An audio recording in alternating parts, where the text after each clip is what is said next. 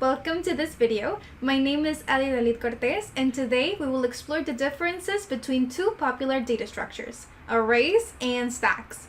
This is the first video in the series of data structures that I'm making, so stick around for more and let's get started. Both are data structures used to store values and work with data. For example, let's say that I want to go grocery shopping. Well, in that case, I might want to make a grocery shopping list. So let's say I want to buy apples, bananas, and strawberries.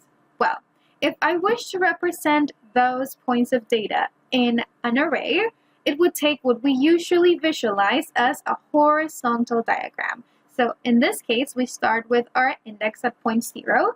This is because the 0 represents the distance to the start of the array. So in this case, because it's the very start, it is the very beginning, the distance is 0. So at index 0, I would store my value. So in this case, I said I want to buy apples. So here, let's imagine I just write down apples. Number 1, which is our next index point, we move from left to right. So in order to keep progressing through our index, all we need to do is simply add 1 to our current index position. So let's go with point number 1. And what did I want to buy? I think bananas. So let's go. I store bananas here. And then we add 1 to our index. We move to the position number 2. And I store the value that I want. So in this case, I wanted to buy strawberries. And that's it. So now I am able to access the values that I have stored in these cells through the index. The index is essentially an address of the memory space where I have assigned the value that I'm looking for. Now, stacks are very similar. The only difference is that we usually visualize them to be vertical. So instead of adding values and iterating over them from left to right, we're going from bottom to top. So we start with index point number 0, and here our stored value is 5, and we progress 1, 2, 3, 4. If I wanted to add another value to this stack, I would have to go up. So at index point number 4 and store the value that I wish. If I want to add another value, I add 1 more to my index. So let's go at index point number 5, and here I would store the corresponding value. Let's picture that I recently adopted 4 puppies and I want to make a list of their respective dog breeds.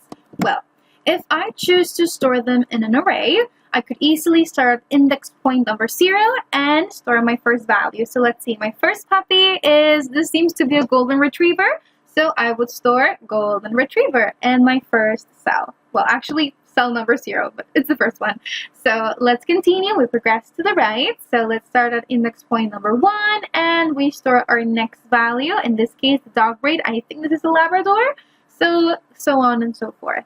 Now, if I wanted to technically jump around the index, for example, let's say that I already stored my Labrador at point number 1, but I decided that instead I really want my Dalmatian to be at point number 1, I could do it. I could insert this value here, and that would cause my Labrador registry to shift a space, and in turn would be stored at index value number 2. Now, when it comes to the stack, it's not quite the same, which is the main difference between both data structures. To visualize a stack, let's imagine a stack of literal plates.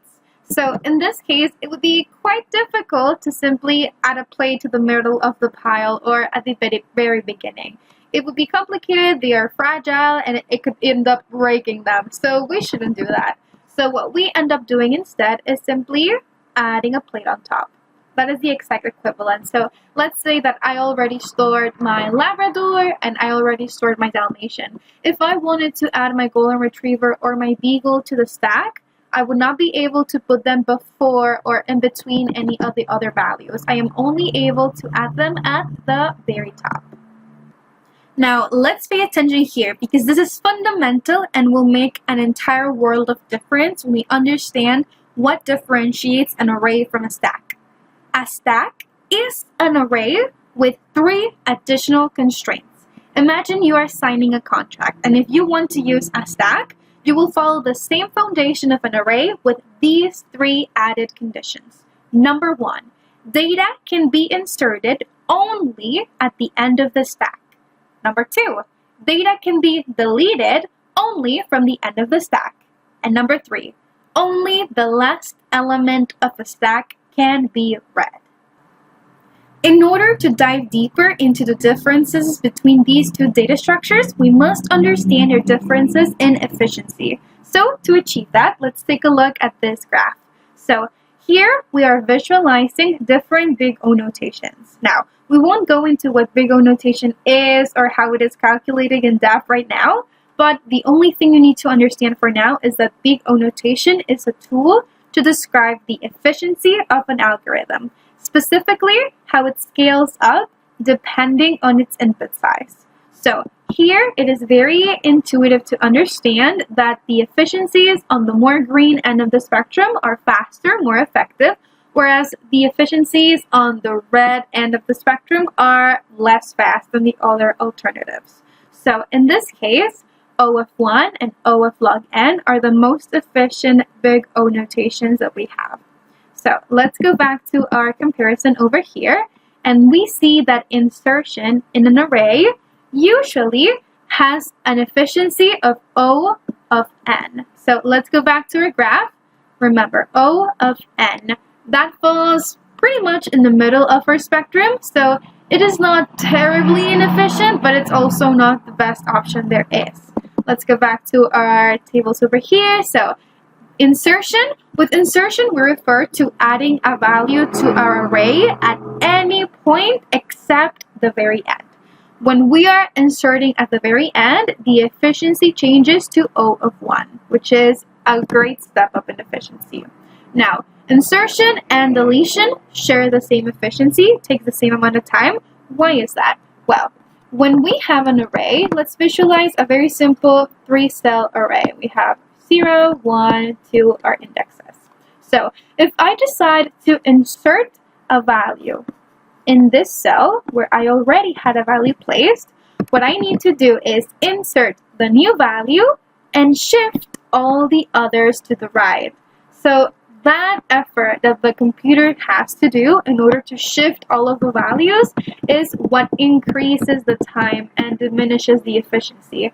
That is why adding a value to the very end, which requires no shifting whatsoever, is more efficient than adding a value at any other point of the array. And reading. With reading, we mean when we have access to an index value. For example, let's say that I'm looking for the dog breed that I stored at index point number 6. Well, if I provide my program with the index point, in this case number 6, it can determine the value that's been stored inside the cell. In this case, let's say H for Husky. It can read the value at O1 efficiency, which is one of the fastest we have. Now let's move on to stack efficiency. In this case, all of its operations take the same exact time. Insertion, deletion, and reading. Now reading, we can infer why it takes only O of 1, but why insertion and deletion? Why are insertion and deletion more efficient in a stack than in an array? Well, if you remember, one of the constraints that we agreed upon when we decided to use the stack data structure is that we are only allowed to insert and delete values at the very top of our stack. So let's say I have my index 0, 1, 2, and 3. If I wish to insert a new value, I need to do it at the top. So let's go with number 4. And if I wish to delete a value, I also need to go from the top. So I would have to remove number 4. I am not able to insert or delete any other of the values as long as I haven't iterated through them from the top to the bottom. So this is actually the reason why the efficiency is O of 1. Remember, in an array, the efficiency is O of 1 at the end, because we don't need to shift any of the values. In the stack, because we can only work with the very top of the stack, it is inherently the very end, which is why we don't need to shift any of the values at any point. And it is exactly why it is way more efficient than a regular array.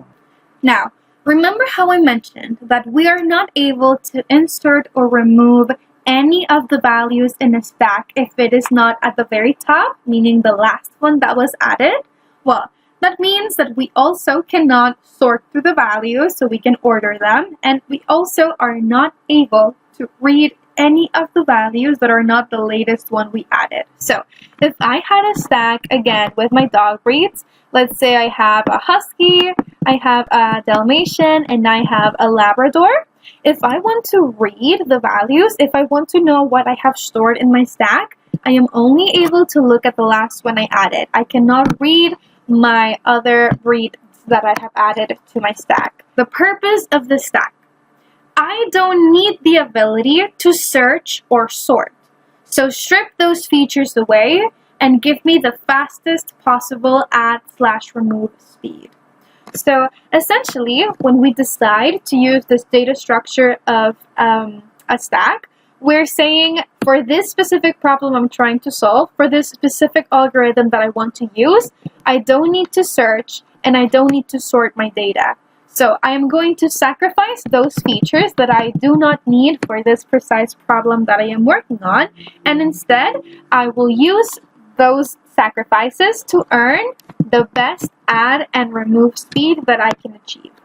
Here we have a very simple piece of code that will allow us to visualize the differences between arrays and stacks a little more easily. So here we have created two different arrays. The first one, just numbers. We go from numbers from 10 to 1 in regressive order. And in our second array, we go called numbers 2. We go with the same 1 to 10, but here we go in ascending order. So 1, 2, 3, 4, 5, etc. Now, our purpose with this code is to count down from 10 to 1. Simple enough. So first, let's go with iterating with a simple array. Here we're using a for each loop, which only means that we're going to iterate through every single value that exists within the array. So we're going through every value, and let's use numbers. So here we are iterating through numbers, which is already in descending order. So 10, 9, 8, 7, 6. So we can expect to see those values printed in that precise order. 10, 9, 8, so on and so forth. It goes through the values and the array exists intact, meaning that we are printing all of the values in the order that they were originally stored, but we are not touching them. We are not deleting them. We're not doing anything to them except reading them. Now, in contrast with iterating with the stack, we have a bit more code here. So first, we are using the same for each loop to iterate over the array, except this time we are using the array number 2, so in numbers 2, because this one is in ascending order. So remember, our purpose is to count down from 10 to 1. So if my array is in ascending order and my stack only goes from the top to bottom, it will go from the most recently added item or value, in this case 10, to the previous one, and the previous one, and the previous one, which is how we will achieve our countdown. So here we have a loop, and it says, while my stack is not empty, this is negating, while our stack is not empty, and we will print our values. And here, with this part, we go from the top, and we pop. So by popping, we are reading value number 10 and then popping it, deleting it. Why? Because I cannot read the other values in my stack. All I can do is read the latest value. So if I want to go from 10 to 9, I need to delete 10. Now I have 9 and I delete it. I go over for 8 and I delete it, 7 and I delete it, and that is how I am able to iterate over my stack. So when we iterate through the stack, it destroys the latest value to process the second to last, which becomes the new last, and so on. So let's look at this code being executed. Alright, and here we have our results. I decided to print each one with different formats simply so we will be able to tell the difference, but they are the same. So in the array, we went from 10 to 1, so we effectively iterated over the entire array. And in the case of the stack, we also successfully went on a countdown from 10 to 1. So both focuses or both approaches worked wondrously and succeeded in their task. Now, remember, and this is the last little detail I want to go over before we say goodbye for the day. So remember that I mentioned that when we iterate through an array, the array stays intact. We are not deleting or inserting anything. So theoretically, if I were to clone this snippet of my code, I would be able to obtain the very same results. I would just iterate through the exact same array one more time. So let's see our results. All right, yep, and there we go. So we have 10 to 1 and then 10 to 1 again. Now, what is the difference with the stack? Remember, when we are going through our stack, we can only read and print the last value that we added to our stack. So in order to iterate over it, we were progressively deleting the most recent value until we ended up with an empty stack. So if I were to run this snippet of my code a second time, we shouldn't get any results because this entire loop depends on the fact that my stack is not empty. So after iterating over it once, it should be empty. Therefore, it shouldn't be able to print it a second time. So let's compile and run this code to verify our theory. And yep, it holds true. So this is the result from our array.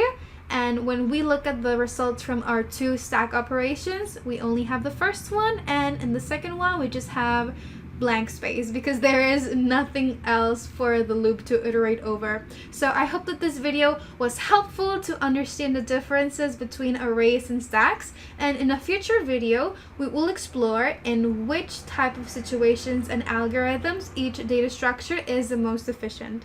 Thank you for sticking around to the end, and I'll see you soon. Goodbye!